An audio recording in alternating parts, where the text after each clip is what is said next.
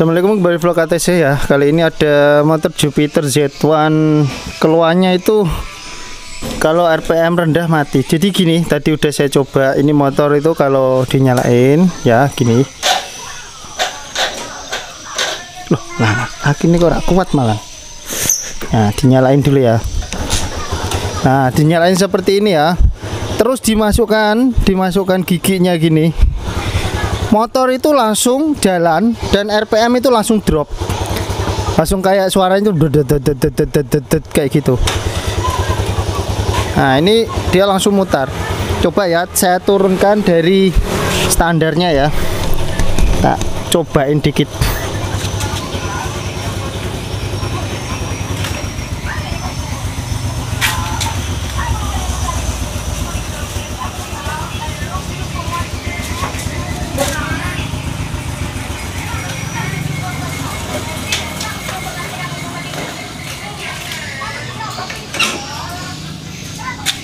Nah, jadi motornya kayak gitu, dimasukin dia itu langsung jalan walaupun nggak digas dan RPM-nya langsung turun. Suaranya yang tadi jadi langsung kayak mau mati, tapi motor jalan. Sampai ini tadi tuh pas saya lepas rem itu kuat loh, nanjak ini loh, keramik ini kuat.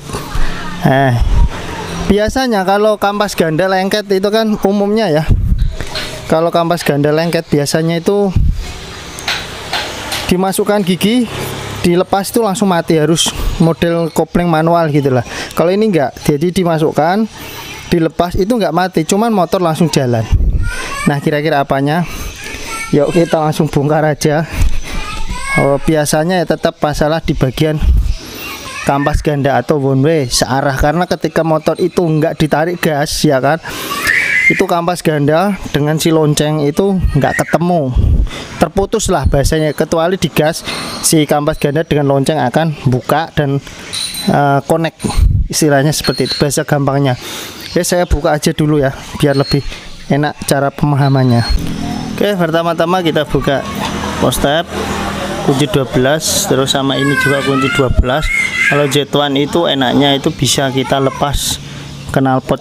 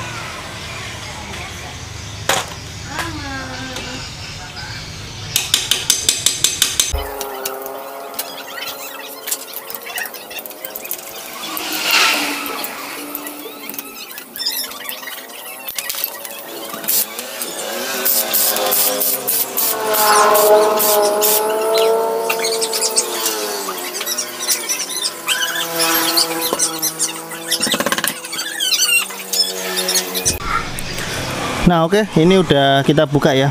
Di sini ini udah mulai ngelumpur Kang Bro ya. Biasanya yang kayak gini nih ya, yang punya udah mulai telat-telat ganti oli, dan biasanya pakai oli yang nggak terlalu bagus lah.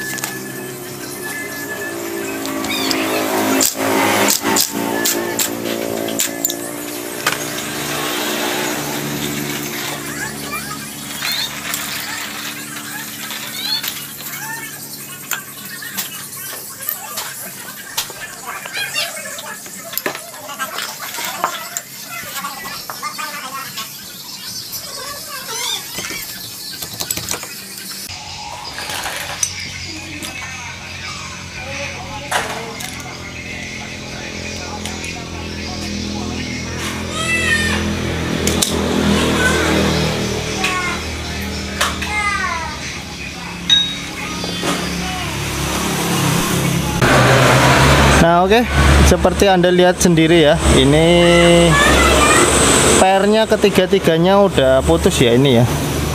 Kampasnya ya sisa berapa persen nih ya, 25%-an lah ya. Nah ini tergantung nanti yang punya, ini masih original ya. Tadi udah saya coba pakai jalan ya, motornya itu masih bertenaga, tenaganya masih enak, padahal ini putus ya. Nah kelebihan kampas ori dengan non ori itu seperti itu. Yang ori itu misal sampai 20%, bahkan sampai 15%, motor itu masih bertenaga. Kalau non ori 70% aja lah, kadang nggak sampai 70%, masih tewabel. 80%-an itu sudah slip-slip. Bukan masalah kalau ori, kalau aku sendiri ya, bukan masalah kalau ori itu awet, terus kalau yang non ori nggak awet gitu, nggak masalah di situ. Kalau kampas kopling itu masalahnya itu kalau nggak ori itu gripnya kurang, sering slip. Nah ini nanti tergantung yang punya. Ini udah sore soalnya, motornya kebetulan kan ditinggal. Kayaknya sih yang punya tadi sih ngikut aja, kalau mau diganti ganti aja. Kalau saya sih lebih nyaranin, karena ini mumpung dibongkar kan, daripada resiko, ini bisa aja kalau saya ganti pernya aja bisa, sama karet bantalannya. Ini karetnya juga udah pecah-pecah seperti ini. Nah ini tiga-tiganya udah putus ya. Oh ini pecah-pecah juga ya kan. Kalau saya sih lebih nyaranin diganti kampas gandanya aja, full set yang original kalau bisa. Ini tapi untuk waktu jamnya ini udah nggak nutuk ya, di waktunya nggak sempet karena udah sore sekali ini. Nah gitu ya, jadi kita lanjut besok. Ini motornya kampas gandanya ambiar. Paling kalau masih ada sisa waktu saya mau bersihkan ini ya, packing-packingnya ini. Nah nanti tinggal besok pasang kampas gandanya. Oke, kita lanjut di Jupiter Z1 ya. Ini kampas gandanya udah saya mau pasang. Ini untuk yang original ya. Itu yang karena yang lama kan udah lumayan parah, dan yang punya itu enakan. Kalau bisa ori, ngapain beli yang palsu, gitulah. Biar awet sekalian. Oke. Jadi jangan sampai, buat teman-teman itu jangan sampai tertipu oleh cuman bungkusnya ya. Ini sering orang itu ngantarin alat, ini ori mas dipakai kok selip lah kayak gitu. Jadi ori itu bukan cuman bungkusnya bertuliskan Yamaha, tapi banyak secara visual. Mungkin kalau mekanik ya udah paham lah ya, secara visualnya itu berbeda. Kalau ori kayak gini itu ada cekongannya kayak gini. Kalau yang KW atau palsu itu dia pantean kayak gini. Ini original. Oh ini yang lama sama, secara visualnya sama. Oke, langsung kita pasang. Untuk pembahasan masalah ori atau enggaknya kita udah sering bahas di channel KTC 02 ya.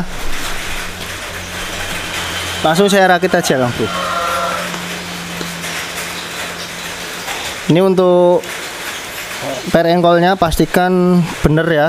Nanti kalau nggak bener masangnya, nanti nggak bisa ditutup. Kemarin ada yang nganterin motor Z1 bongkar sendiri, nggak bisa nutup.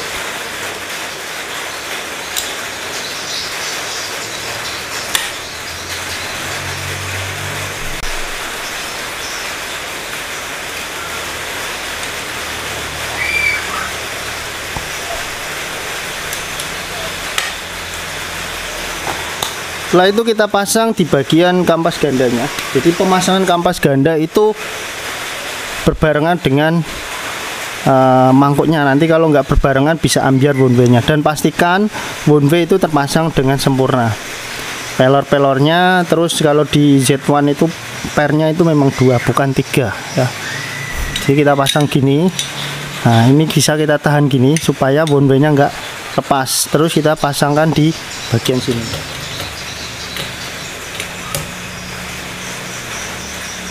Bushingnya, ring dan bautnya. Oke, setelah ini kita lanjut ke bagian sebelah sini. Kita pasang di area kopling manualnya ya. Bushing yang panjang dulu. hose koplengnya, ringnya ya. Kalau di sini ada yang tirus, di sini ada yang tajam. Nah, ngadepnya kayak gini, tajamnya ngadep ke sini.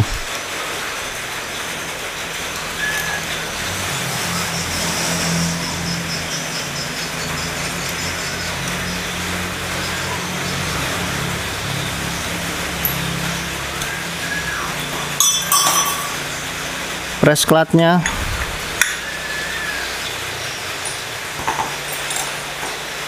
ring,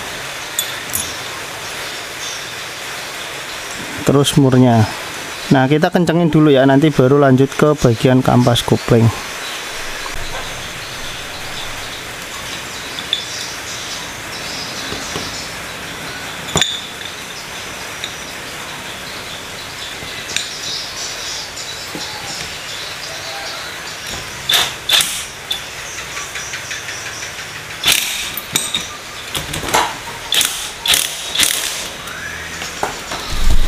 Setelah dikencangin, pastikan one way berjalan dengan normal ya. Jadi ketika di sini bisa free, ketika ke sini nyangkut ya. Jangan sampai ke sini nyangkut, berarti ada salah dalam pemasangan. Lanjut ke kampas kopling. Ini untuk kampas kopling yang lama. Kalau kampas kopling baru, usahakan kampas koplingnya dibasahin oli dulu biar tidak mudah gosong. Yang ada pernya ini di platnya, ini pas dicowakan, yang giginya ompong sendiri yang lebar. Lanjut kampas kopling lagi, terus press klatnya. Nah, ini press klat ini juga harus diperhatikan karena di sini ada yang ompong lebar ini. Nah, ini letaknya yang ompong lebar ini itu pas di sini, yang di pernya tadi, yang di ompong pernya.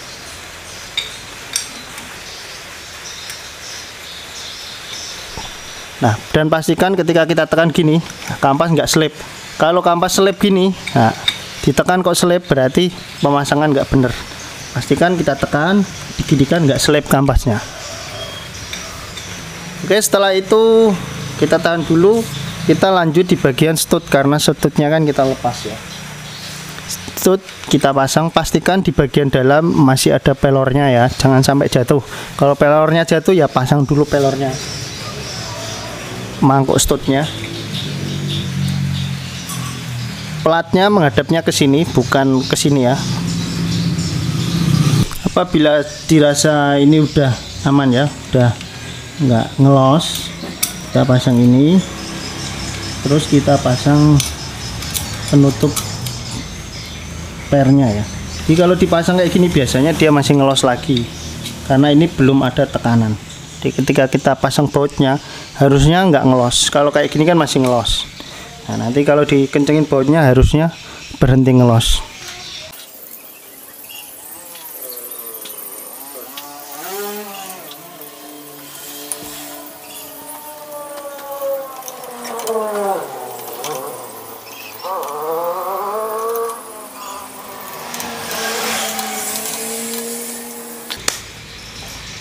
Terus kita pasang pennya apabila pennya lepas. Nah, di sini pen persneleng ya. Nanti biasanya kalau kita lepas gini, biasanya dia lepas dan nempel di bagian bak kopling seperti ini. Di bawah sini ada letak. Jadi dia di antara, nah gini, diapit oleh as persneleng kayak gini.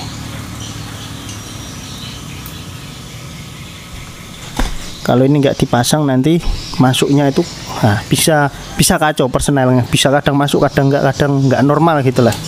Oke, setelah seperti ini bisa kita lanjut pasang packing dan tutup. Jangan lupa filternya ini ya, filter ini kita buka sekalian terus kita bersihkan ya, mumpung kita bongkar. Biasanya kalau pernah kehabisan kampas atau apa itu ada residunya, tapi alhamdulillah untuk motor ini ya masih lumayan bersih. Kita tetap cek dan harus bersihkan. Pastikan di bagian sini nggak ada yang robek. Apabila ada yang robek, alangkah baiknya diganti, karena ini sangat bahaya. Karena kalau robek, kotoran bisa naik dan menyumbat si saluran oli atau bisa merusak pompa oli.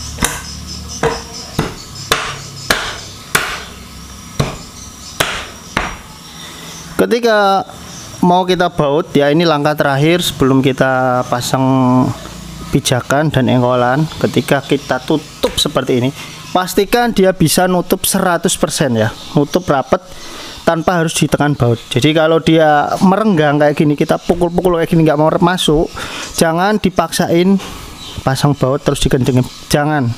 Bahaya itu biasanya antara as krek as dengan ini nggak lurus, atau as tadi jadi nggak lurus, pokoknya ada yang nggak lurus, dan itu sangat berbahaya sekali, bisa pecah ini, atau putaran mesin bisa menjadi berat. Pokoknya harus tutup des normal gini.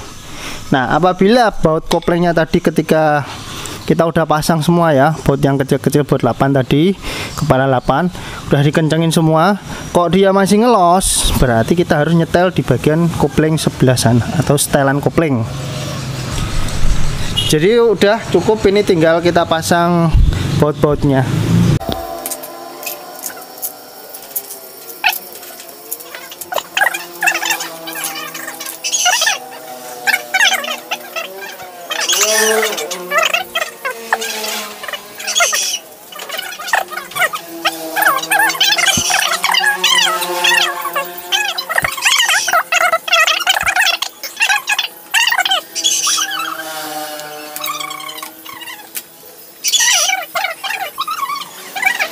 Oke Kang Bro, karena motor ini tadi ada slugnya atau banyak kayak lumpur ya di bagian kampas koplengnya, kita ganti oli yang merek lain aja lah ya.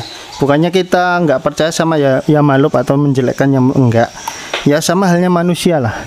Kadang orang bilang durian itu enak, tapi buat yang suka, yang nggak suka ya mukok-mukok atau muntah-muntah. Sekarang kita ganti merek lain aja.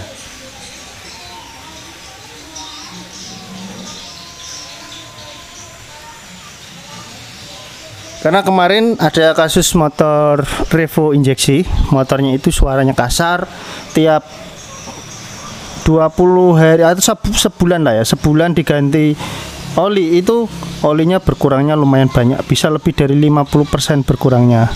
Terus saya coba nyaranin ganti merek lain, biasanya pakai AHM, terus dia pakai Shell, dia bilang memang ada perubahan, olinya nggak terlalu berkurang dan mesin juga dia rasa lembut. Ini enggak promosi ya, tapi yang namanya mesin ya kita juga harus menyesuaikan ya, mesin juga bisa alergi ya. Oh bule makanya roti dikasih nasi yang enggak doyan, sama halnya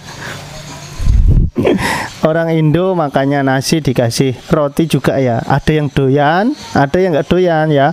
Nah, ada yang doyan roti doyan nasi, ada yang doyan nasi doang enggak doyan roti juga ada. Ya kayak gini, mau dikasih oli apapun, mesinnya sehat-sehat aja ada, tapi ada juga yang dikasih oli-oli tertentu baru dia mau. Oke, kita tes start.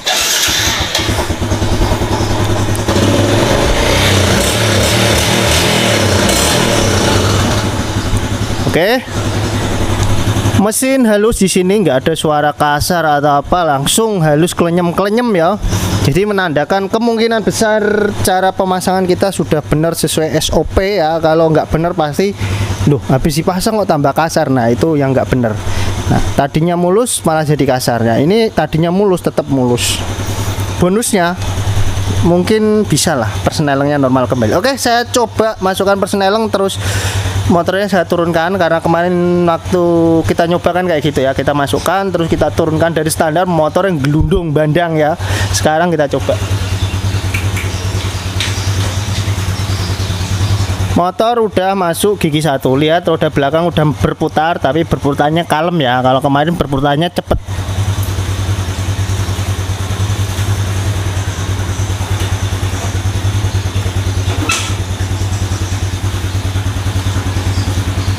Nah ini motor udah saya masukkan gigi 1, langsam, RPM-nya nggak ada drop-dropnya, nggak ada turun-turunnya. Bahkan itu saya standar samping, motor nggak jalan sendiri kayak kemarin. Kalau kemarin jangan di standar samping, dia motor langsung kayak gasing muter. Kalau di standar samping dipegangi pakai tangan aja pengen nyelonong dulu. Oke, gitu aja yang bisa saya share kali ini. Karena motor ini ya masih segel, belum pernah bongkar mesin ya. Terus kita ganti spare part original ya, jadi pertama yang bongkar saya dari motor ini ya. Belum ada ya mekanik yang pernah bongkar, karena saya tahu bekas packing dan lain-lainnya, baut dan lain-lainnya itu, karena motor ini kan masih standar ya, belum pernah dibongkar. Yang bongkar saya, dan saya ganti part dengan yang original lagi. Saya berani ngasih garansi 1 tahun untuk motor ini. Semoga bermanfaat. Jangan lupa di like, subscribe. Wassalamualaikum.